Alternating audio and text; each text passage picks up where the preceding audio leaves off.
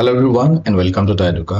আজি আমি ডিসকাস কৰিম আসাম ইয়েৰবুকখন যিখন আমাৰ আছে সেইখন আমি এজ এ এমচিকিউ ডিসকাস কৰিম। আমি জানো যে আমাৰ আসাম ইয়েৰবুক আমাৰ কেইবাখনো আছে, বেলেগ বেলেগ ৰাইটাৰ্ছৰ আছে। সো মেইনলি যিকেইখন আমাৰ আসাম ইয়েৰবুক আছে সেইখিনি আমাৰ ডেসক্ৰিপটিভ ফৰ্মত আছে, তাৰমানে তাত আমি এমচিকিউ দেখিবলৈ নাপাওঁ, আছে যদিও খুব কম আছে। তো আমি এতিয়া ইয়াত আমি কি কৰিম যে আমি সেইখন কিতাপ আসাম ইয়েৰবুকখনে আমি কি হিচাপে পঢ়িবলৈ চেষ্টা কৰিম, এজ এ এমচিকিউ পঢ়িবলৈ চেষ্টা কৰিম। তাৰ মানে যদি তাৰ পৰা কুৱেশ্যনো আহে আমাৰ বেলেগ বেলেগ এক্সামত, যাতে আমি বুজিবলৈ সহজ হওক, যাতে আমি আমাৰ আৰু ৰিভিজনটো ভালকৈ হওক আৰু আমাৰ প্ৰেক্টিছটো ভালকৈ হওক।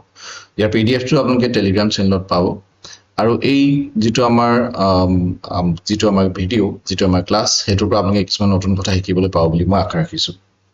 ফাৰ্ষ্ট কুৱেশ্যনলৈ আহিছোঁ। ইয়াত আমাক কৈছে যে which newspaper is credited with introducing the Assamese term বাতৰি কাকত। এতিয়া আমি অসমীয়াতো আমি যিখন নিউজ পেপাৰ সেইখন আমি বাতৰি কাকত বুলি কওঁ, কিন্তু সেই বাতৰি কাকত যিটো টাৰ্ম, যে আমি নিউজ পেপাৰখনক বাতৰি কাকত বুলি যে আমি কওঁ, সেই বস্তুটো প্ৰথমবাৰ কাৰণে ক'ত ইউজ কৰা হৈছিলে, কোনখন নিউজ পেপাৰত ক্ষেত্ৰত ইউজ কৰা হৈছিলে, সেইটো আমাক সুধিছে। চ' ইয়াৰ অপশ্যন আছে অসম বিলাসিনী, আসাম মিহিৰ, আসাম নিউজ আৰু মো। ইয়াৰ আনচাৰটো হৈছে option number C, Assam news. আপোনালোকে যিসকল আছামিজ মিডিয়ামৰ ষ্টুডেণ্ট আছে তেওঁলোকে আছামিজ যিটো আমাৰ চেণ্টেঞ্চ আছে সেইটো আপোনালোকে এবাৰ পঢ়ি চাই ল'ব। এটা কৈছে আসাম নিউজ প্ৰথমে বৰ্তমান এই প্ৰথমবাৰৰ কাৰণে বাতৰি কাকত শব্দটো ইউজ কৰা হৈছিলে for Assamese language.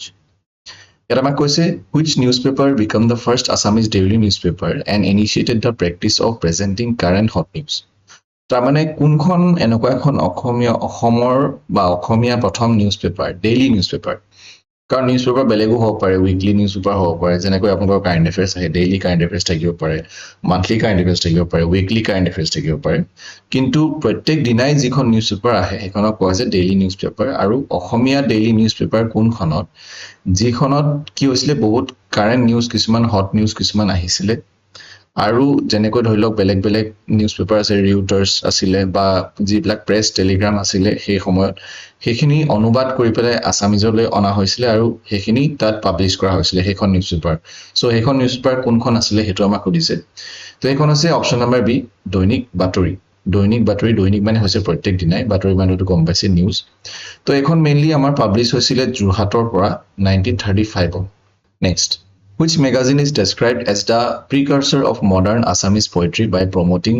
new poetic ideologies that gradually replaced romantic poetry। চ' যেনেকৈ চাওক, আপোনালোকে যদি কোনোবাই লেখা মেলা কৰে তেতিয়াহ'লে আপোনালোকে গম পাব যে যি লাগিলে নভেল হওক, উপন্যাস হওক বা পয়েম হওক, কবিতা হওক, চ' সেইবিলাক বস্তু বেলেগ বেলেগ তাত আইডিঅলজিজ থাকে। যে আপুনি সেইটো যেনেকৈ ৰোমেণ্টিক হৈ গ'ল, ক'ৰবাত পেট্ৰিয়টিক হ'ব পাৰে, দেশপ্ৰেমমূলক হ'ব পাৰে। চ' ইয়াত কৈছে যে কোনখন মেগাজিনে কি কৰিছে, যে কিছুমান নতুন আইডিঅলজি প্ৰমোট কৰিছিলে। ৰোমেণ্টিক, আমি যেনেকৈ ৰোমেণ্টিক এটা আমাৰ যুগ চলিছিলে, হয়নে? তো সেইটোৰ পাছত কি হৈছিলে, কিছুমান আইডিঅলজি চেঞ্জ হৈছিলে, আৰু সেই বস্তুটো চেঞ্জটো কোনে আনিছিলে, মডাৰ্ণ আছামিজ পয়েট্ৰি এখন মেগাজিনে আনিছিলে। সেই মেগাজিনখন কোনখন সেইটো আমাক সুধিছে, আৰু ইয়াৰ আনচাৰটো হৈছে জয়ন্তী। জয়ন্তী, ঠিক আছে। তো জয়ন্তীখন মেইনলি 1938 পৰা 49লৈকে এখন চলিছিলে, আৰু এখন ৰঘুনাথ চৌধুৰীয়ে এডিট কৰিছিলে। আৰু সেইখনে কি কৰা হৈছে যে নতুন যি জেনেৰেশ্যন আছিলে তেওঁলোকক আৰু উৎসাহ জগাইছিলে যাতে লিখাৰ ক্ষেত্ৰত। Next, which magazine created an era of thriller magazines। যেনেকৈ আপোনালোকে থ্ৰিলাৰ মুভিজ চায়, হয়নে? তো ঠিক তেনেকৈ thriller magazines in Assam and completed 50 years of publication before being shut down in 2023। চ' 2023 চনত সেইখন বন্ধ হৈ গৈছিলে। তাইতো আমি হিণ্ট পাইছোঁ যে 2023 চনত বন্ধ হৈ যোৱা এখন মেগাজিন, আৰু যিখন মেগাজিনে কি কৰিছিলে, এটা এৰা ডেভেলপ কৰিছিলে 50 বছৰীয়া, মানে এখন থ্ৰিলাৰ মেগাজিন বুলি আমি ক'ব পাৰোঁ। চ' সেইখন হৈছে বিস্ময়, অপশ্যন নম্বৰ বি। সেইখন এডিট কৰিছিলে শশী ফুকন। বিস্ময় মেইনলি মিষ্ট্ৰি হৈ গ'ল, ডিটেক্টিভ টাইপৰ, থ্ৰিলাৰ টাইপৰ, যেনেকৈ মই আপোনাক ক'লোঁ এডভেঞ্চাৰ লিটাৰেচাৰ বুলি কোৱাব আমি পাৰোঁ। কিন্তু এইখন কি হৈছিলে, বন্ধ হৈ গৈছিলে 2023। Which Assamese daily become highly popular because of its own opposition to the Hitesh Soikia government and its exposure of corruption and political misdeeds। তো মেইনলি নিউজ পেপাৰ ইয়াত কৈছে যে কোনখন নিউজ পেপাৰত, ডেইলি নিউজ পেপাৰৰ কথা ইয়াত কোৱা হৈছে, সেইখন হাইলি পপুলাৰ হৈছিলে, হয়নে? গভৰ্ণমেণ্টৰ তাত বৰ্তমানৰ যি মানে সেই সময়ত যিটো মানে গভৰ্ণমেণ্ট আছিলে, সেই গভৰ্ণমেণ্টক লৈ পেলাই তেওঁলোকে কি কৰিছিলে, কিছুমান তাত প্ৰকাশ কৰিছিলে সেই নিউজ পেপাৰখনত আৰু যাৰ কাৰণে এখন বহুত পপুলাৰ হৈছিলে তো এইখনৰ কোনখন হয় আমাক সেইটোৱে সুধিছে ইয়াৰ আনচাৰটো হৈছে option number D Asomiya Pratidin এখন 1995 লঞ্চ কৰা হৈছিলে অসমীয়া প্ৰতিদিনখন আৰু স্বাধীন গ্ৰুপ স্বাধীন বুলি এখন আহিছিলে স্বাধীন গ্ৰুপে এখন কি কৰিছিলে মানে লঞ্চ কৰিছিলে অসমীয়া প্ৰতিদিন গেইন ৱাইড স্প্ৰিড তো সেইটোৱে পপুলাৰিটি সেইটো কাৰণে পাইছিলে এই মানে এইবিলাক কিছুমান কেছৰ কাৰণে তেওঁলোকে সেই নিউজ পেপাৰখনে পপুলাৰিটি পাইছিলে Question number 6 কৈছে আমাক which of the following personalities was awarded the Sahitya Academy Award for বেদনাৰ উল্কা ওকে মই আৰু এটা কথা কৈ থৈ দিওঁ যিটো আমি এতিয়া ডিছকাছ কৰি আছো আসাম জিকে বুলি আসাম এপ্ৰিকৰ এমচিকিউ জিকে এমচিকিউ তাত বিভিন্ন ধৰণৰ টপিক মিক্সড এমচিকিউ আমি ডিছকাছ কৰিছো এনেকুৱা নহয় যে আমি আসাম হিষ্ট্ৰী ডিছকাছ কৰিছো সো ইয়াত আপোনালোকে বেলেগ মিক্স কিছুমান কুৱেশ্যন দেখিবলৈ পাব ইয়াত আমাক কৈছে যে আমি যিখন বেদনাৰ উল্কা কিতাপখনৰ কাৰণে কি কৰা হৈছিলে সাহিত্য একাডেমি এৱাৰ্ড দিয়া হৈছিলে সেইগৰাকী ব্যক্তিক আৰু তেখেতক আমি পপুলাৰলি অসম কেশৰী বুলি জানো তো এইটো দেখি আপোনালোকে হয়তো গম পাই গৈছে যদিও আপোনালোকৰ কিতাপখন মনত নাথাকে কুৱেশ্যনটো এনেকৈ নাহিব পাৰে বাৰু বেলেগ ধৰণৰ আহিব পাৰে কিন্তু এনেই জাষ্ট আমি প্ৰেক্টিছৰ কাৰণে কৈছো এনেই অসম কেশৰী বুলি কাক কোৱা হয় সেইটো বুলি ক'লে আমি ৰঘুনাথ চৌধুৰী বুলি আমি জানো মানে অম্বিকাগিৰি ৰায়চৌধুৰী বুলি আমি জানো তো এতিয়া সেই তেখেতে আমি সেই হিনটোৰ পৰা আমি গম পালো যে তেখেতৰ এখন কিতাপ হ'ব যে বেদনাৰ উল্কা সো অম্বিকাগিৰি ৰায়চৌধুৰী অসম কেশৰী বুলি আমি জানো তেখেতে 1966 যিখন বেদনাৰ উল্কা সেইখনৰ কাৰণে সাহিত্য একাডেমি এৱাৰ্ড পাইছিলে আৰু অসম সংৰক্ষিণী সভা আৰু বা গুৱাহাটী মিউজিক কলেজো তেখেতে কি কৰিছিলে প্ৰতিষ্ঠা কৰিছিলে which ancient Kamrupa king established the city of Bhaskaraabad and was visited by Chinese traveler Huensang তো এইটো দেখিয়ে আমি গম পাই গৈছো যে হিউৱেনচাঙে কাৰ দিনত ভ্ৰমণ কৰিছিলে আৰু কাৰ দিনত মানে ইয়াত আহিছিলে তো এইটো হৈছে ভাস্কৰ বৰ্মন আৰু ভাস্কৰ বৰ্মনে কি কৰিছিলে regarded as the greatest ruler Barman ডাইনেষ্টিৰ তেওঁ ৰুলাৰ আছিলে আৰু তেখেতে শ্ৰেষ্ঠ ৰজা বুলি কোৱা হয় শ্ৰেষ্ঠ ৰজা আৰু শেষ ৰজাও হয় ভাস্কৰ বৰ্মন তেখেতে ভাস্কৰাব্দ কেলেণ্ডাৰ তেওঁ কি কৰিছিলে সেই মানে স্থাপন কৰিছিলে আৰু তেওঁৰ দিনতে কি আহিছিলে হিউৱেনচাং আহিছিলে চাইনাৰ পৰা আহিছিলে Next, which Assamese personality was the first honorary principal of Jagannath Barua College, the first vice chancellor of Guwahati University, and was proficient in languages such as Greek, Latin, Italian, and Russian? তো এনেকুৱা এজন ব্যক্তিৰ নাম আমাক সুধিছে Assamese personality যিয়ে জগন্নাথ বৰুৱা কলেজৰ principal আছিলে প্ৰথমজন তাৰপিছত আছিলে তেওঁ ভাইচ চেঞ্চেলৰ আছিলে গুৱাহাটী ইউনিভাৰ্চিটি তাৰপিছত বিভিন্ন লেংগুৱেজৰ জ্ঞান তেখেতৰ ওচৰত আছিলে গ্ৰীক হৈ গ'ল লেটিন হৈ গ'ল ইটালিয়ান হৈ গ'ল ৰাছিয়ান হৈ গ'ল তো ইয়াৰ আনচাৰটো হৈছে অপশ্যন নম্বৰ এ কৃষ্ণকান্ত সন্দিকৈ আমি সংস্কৃত স্কলাৰ আছিলে লিংগুইষ্টিক আছিলে তাৰমানে বিভিন্ন লেংগুৱেজৰ জ্ঞান আছিলে আৰু যিখিনি কথা ক'লো যে তেখেত প্ৰিন্সিপাল আছিলে ভাইচ চেঞ্চেলৰ আছিলে next Which Assamese literary figure wrote the first Assamese English dictionary in 1839, though it remained unpublished during his lifetime? So, আমি আমাৰ অসমৰ কি কৈছিলে আছামিজ ইংলিছ ডিকচনেৰী আমি অভিধানৰ কথা আমি গম পাওঁ কিন্তু এনেকুৱা এখন অভিধানো আছে যিখন কেতিয়াও পাব্লিছ নহ'ল সেইখন 1839 চনত কি কৰা হৈছিলে মানে তৈয়াৰ কৰি ওলোৱা হৈছিলে ঠিক আছে কিন্তু এখন লিখা হৈছিলে মানে তো কিন্তু সেইখন কি কৰা নহ'ল কেতিয়াও পাব্লিছ নহ'ল আৰু সেইখন কোনে লিখিছিলে যদুৰাম ডেকা বৰুৱা যদুৰাম ডেকাৰ প্ৰথম অসমীয়া ইংলিছ ডিকচনেৰী আছামিজ ইংলিছ তাৰমানে ইংলিছৰ শব্দটো অসমীয়াত মানে তাত অৰ্থটো আছিলে আৰু আছামিজ ইংলিছ ডিকচনেৰী 1839ত কৰিছিলে এখন কেতিয়াও পাব্লিছ কৰা নহ'ল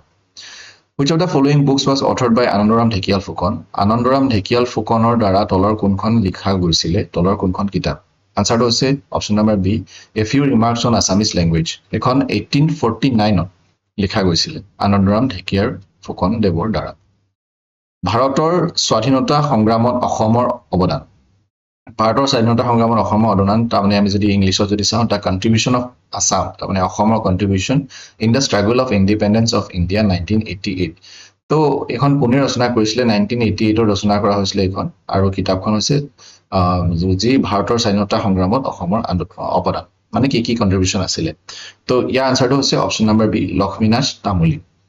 তো এই কিতাপখন আমি যেনেকৈ আপোনালোকে টাইটেলটো দেখিয়ে গম পাইছে যে কিতাপখনত মেইনলি কি থাকিব পাৰে যে অসমৰ কি কন্ট্ৰিবিউশন আছিলে স্পেচিফিক কন্ট্ৰিবিউশন আছিলে যে ভাৰত স্বাধীনতাৰ যি সংগ্ৰাম চলিছিলে ভাৰতৰ স্বাধীনতাৰ কাৰণে তাত অসমৰ কি অৱদান আছিলে তাৰমানে অসমৰ লোকসকলৰ কি অৱদান আছিলে তো সেইখিনি কথা লিখা আছে আৰু লিখিছিলে লক্ষ্মীনাথ তামুলী দেৱে ইয়াত কৈছে which of the following works was authored by Maheshwar Neog. Maheshwar Neoge তলৰ কোনখন ৰচনা কৰিছিলে সেইখন হৈছে অপশ্যন নম্বৰ বি শংকৰদেৱা বৈষ্ণৱ চেইণ্ট অফ আছাম চ' শংকৰদেৱৰ বিষয়ে আমি জানো হয়নে শংকৰদেৱৰ গোটেই আমি হিষ্ট্ৰী পঢ়িছোঁ শংকৰদেৱ বৈষ্ণৱ ধৰ্ম প্ৰচাৰ কৰিছিলে হয়নে তেখেতৰ আইতাক আছিলে খেৰসুতি হয়নে তো বৈষ্ণৱ চেইণ্ট অফ আছাম 1960 এখন লিখা গৈছিলে শংকৰদেৱ বৈষ্ণৱ চেইণ্ট অফ আছাম কোনে লিখিছিলে Maheswar Neog who authored planter Raj to Swaraj কিতাপখনৰ নাম হৈছে এইটো যে planter Raj to Swaraj freedom struggle and electoral politics in Assam তো এই গোটেইখন হৈছে কিতাপখনৰ নামটো বহুত দীঘলীয়া এখন কিতাপৰ নাম 1926 পৰা 1947 লৈকে যিটো টাইম লাইন মানে এইটো সময়ৰ পৰা এইখিনি সময়ত যিখিনি হৈছিলে সেই বস্তুটোৱে লিখা আছে তো এখন কোনে লিখিছিলে এখন লিখিছিলে অপশ্যন নম্বৰ এ অমলেন্দু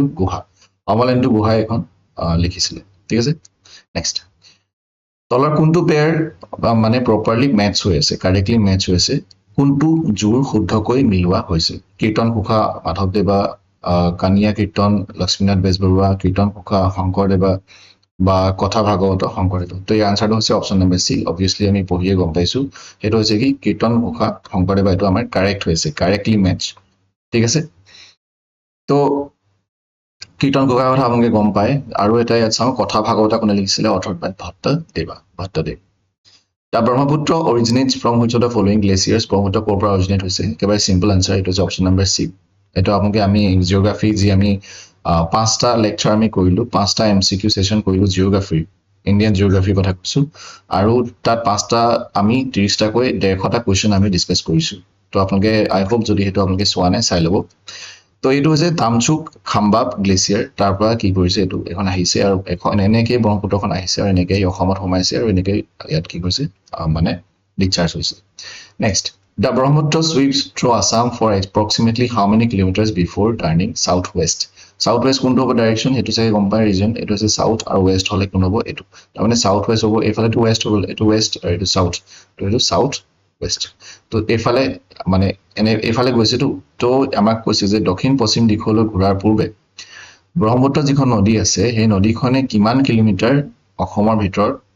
মানে বৈ গৈছে সেইটো আমাক সুধিছে তো এইটো হৈছে 725 কিলোমিটাৰ ক'ৰবাত আপোনালোকে এইটো বেলেগকৈ পাব পাৰে আৰু এটা কথা যে আমি যি গুগলত যদি আমি চাৰ্চ কৰোঁ বা গুগলত হওক বা আপোনালোকে AI ইউজ কৰি যদি AI যদি আপুনি সোধে তেতিয়াহ'লে ইয়াৰ আনচাৰবিলাক হয়তো বেলেগ পাবও পাৰে মই চেক কৰি চোৱা নাই কিন্তু আপোনালোকে বেলেগ পাবও পাৰে কিয় কাৰণ আমাৰ আসাম জিকে বস্তুটো ইমান এভেইলেবল নহয় বৰ্তমান আৰু এভেইলেবল নহয় কাৰণ ৰিচোৰ্চেছ ইমানো নাই ধৰি লওক আৰু সেই বস্তুটো সেইকাৰণে গুগলত চাৰ্চ কৰিলে বেলেগ বেলেগ দেখায় আৰু গুগলে বস্তুবিলাক ইনফৰমেশ্যনটো কেনেকৈ লয় যে আজি আপুনি কিবা এটা ইনপুট দিছে বা কাইলৈ ইনপুট দিছে তো সেই বস্তুটো ইনপুটটো কাৰেক্ট নহ'বও পাৰে তো সেইটো কাৰণে ইনপুটৰ বেছতে মানে ইনপুটৰ বেছতেতো আপুনি যিটো চাৰ্চ কৰিব সেইখিনি ৰিজাল্টটো কি দেখাব তো সেইটো কাৰণে গুগলটো ইমান ট্ৰাষ্টেবল নহয় ইন কেছ অফ আছাম মই দেখিছোঁ যে বেলেগ বেলেগ আনচাৰ্ছো কেতিয়াবা ওলায় এনিৱে চ' ইয়াত কৈছে যে ইয়াৰ আনচাৰটো হৈছে 725 কিলোমিটাৰ নেক্সট এইটো আমাক এৰেঞ্জ কৰিব দিছে ট্ৰিবিউটৰী হয়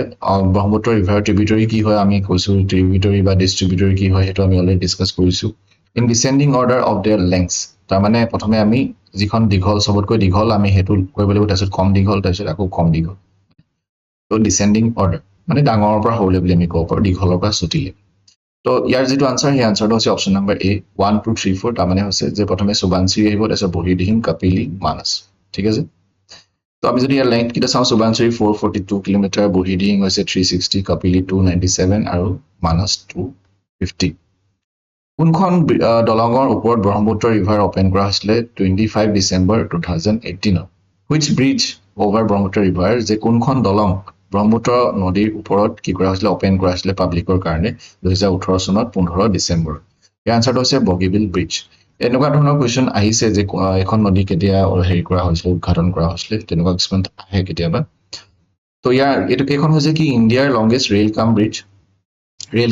ৰোড ব্ৰিজ মানে হৈছে যে য'ত ৰেলো চলিব পাৰে আৰু গাড়ীও চলিব পাৰে এখন 2018 চনত ইনগ্ৰেট কৰা হৈছিলে Which tributary among the following has the greatest recorded length? চবতকে কোনটো tributary চবতকে lengthটো চবতকে বেছি সেইটো আমাক সুধিছে এইটো obviously Subansiri 442 কিলোমিটাৰ নেক্সট নিয়াৰ Badarpur the Barak river bifurcates into তো বদৰপুৰৰ ওচৰত কি হয় বদৰপুৰ আপোনালোকে গম পায় এইটো চাইডে আছে কাছাৰ শিলচৰ গ'লে মানে কেতিয়াবা বদৰপুৰ আপোনালোকে দেখিব তো তাতে কি হৈছে বৰাক ৰিভাৰখন কি হৈছে মানে বাইফাৰ্কেট মানে বিভক্ত হৈ গৈছে ভাগ হৈ গৈছে তো ইয়াৰ আনসাৰটো হৈছে সুৰমা আৰু কুছিয়াৰা সুৰমা আৰু কুছিয়াৰা ভাগ হৈ গৈছে যেনেকৈ আমি আপোনালোকক কৈছিলো যে যিটো ডেল্টা ফৰ্ম হয় ডেল্টা যিটো ফৰ্ম হৈছিলে হয়নে এই ডেল্টা ফৰ্মটো কেনেকৈ হৈছিলে কোনকেইখন নদী আহি পেলাই লগ লাগিছিলে এইটো আমি জিঅ'গ্ৰাফি এমচিকিউ ডিছকাছ কৰিছো নেক্সটটো আমাক কৈছে যে which of the following river tributary pairs is correctly match river আৰু তাৰ ট্ৰিবিউটৰী কাৰেক্টলি মেচ হৈছে সেইটোৱে আমাক সুধিছে ইয়াৰ আনসাৰটো হৈছে অপশ্যন নম্বৰ বি মানস ৰিভাৰৰ ট্ৰিবিউটৰী হৈছে আই ৰিভাৰ তো এইটো আনসাৰটো আমাৰ কাৰেক্ট বাকী এটা কাৰেক্টলি মেচ হৈ থকা নাই ইয়াত আমাক কৈছে which of the following statements regarding Brahmaputra river is R correct তাৰমানে তলৰ কোনকেইটা ষ্টেটমেণ্ট আৰু সেই ষ্টেটমেণ্টকেইটা কাৰ ওপৰত আছে ব্ৰহ্মপুত্ৰ ৰিভাৰৰ ওপৰত ব্ৰহ্মপুত্ৰ নদীৰ ওপৰত আৰু কোনকেইটা কাৰেক্ট কোনকেইটা হ'ব পাৰে কোনোবা এটাও হ'ব পাৰে কাৰণ সেইকাৰণে ইজ আৰু আৰ লিখা আছে তো ইয়াত আমাক কৈছে it is highly braided due to its low' gradient braided ৰিভাৰটো গম পায় মানে ব্ৰেডেড ৰিভাৰ মানে কি হয় যে পুৰা ব্ৰেড শাখা মানে তাৰ শাখা ঢেৰ বুলি আমি ক'ব লাগিব ব্ৰেডেড ৰিভাৰ তাৰপিছত north bank tributaries often form oxbow lakes before rejoining their channels. The river joins the easternmost branch of the Ganga known as Padma before entering Bay of Bengal. The answer is option number D. তাৰমানে correctly মানে গোটেইকেইটাই correct হয় কাৰণ কেলে আমি যদি অপশ্যনকেইটা চাওঁ প্ৰথমটোতো হয় ব্ৰেডেড ৰিভাৰ হয় Brahmaputra is a branded river এইটো মনত ৰাখিব সদায় আৰু যিটো আমাৰ থাৰ্ডটো আছে সেইটো আমাৰ কাৰেক্ট হয় কাৰণ আমি কৈছো যে কেনেকৈ বে অফ বেংগলত পৰিগে কেনেকৈ ডেল্টা ফৰ্ম হয় আৰু ক'ত ক'ত কানেক্ট হয় হয়নে যেনেকৈ ইয়াত কৈছে যে আমাৰ Ganga river known as Padma তাত জনা যায় আৰু তাত কানেক্ট হয় তাৰপিছত নৰ্থ বেংক ট্ৰিবিউটৰীজ অফেন কি কৰে অক্সবো লেক কি হয় মই আপোনালোকক কৈছিলো যে এতিয়া এবাৰ মই পটককৈ কৈ দিছো যে ছাপোজ এখন নৈ এনেকে গৈ আছে আৰু এই নৈখন এনেকে গৈ থাকোতে সি কি হয় সি ইমান ইয়াত জোৰকে গ'লে ইয়াত খুন্দা মাৰিব আৰু এফালে গ'লে আকৌ এইফালে খুন্দা মাৰিব তো মানে সি এনেকে টাৰ্ণিংটো নলৈ পেলাই চিধা চিধি গুচি যাব বিচাৰে তো এটা সময়ত সি নৈখন চিধা চিধি গুচি যোৱাৰ ফলত এই বস্তুটো এই যিটো লেক এই বস্তুটো থাকি যায় আৰু এইটো যিহেতু অক্সবো মানে এটা যিটো আমাৰ গৰুৰ যিটো খুৰা তাৰ আকৃতি হয় কাৰণে অক্সবো লেক বুলি কোৱা হয় সো সেইটো কাৰণে এই যিটো লেকটো এনেকে ফৰ্ম হৈ থাকি যায় আৰু নৈখন এইফালে নিজৰ সাইডে গতি কৰি যায় মই আপোনাক এবাৰ দেখাই দিছো নৈখন একচুয়ালি এইফালে গতি কৰি গুচি যায় কিন্তু এইফালে যাব লাগিছিলে তো এইটো আমি ডিটেইলত অলৰেডি আলোচনা কৰি থৈছো আমাৰ জিওগ্ৰাফি ক্লাছত কনসেপ্ট ওয়াইজ সো ইয়াৰ যেটো আনসাৰ হৈছে এইটো হৈছে অপশ্যন নাম্বাৰ ডি তাৰমানে আমাৰ গোটেইকেইটাই আমাৰ কি হয় কাৰেক্ট হয় নেক্সট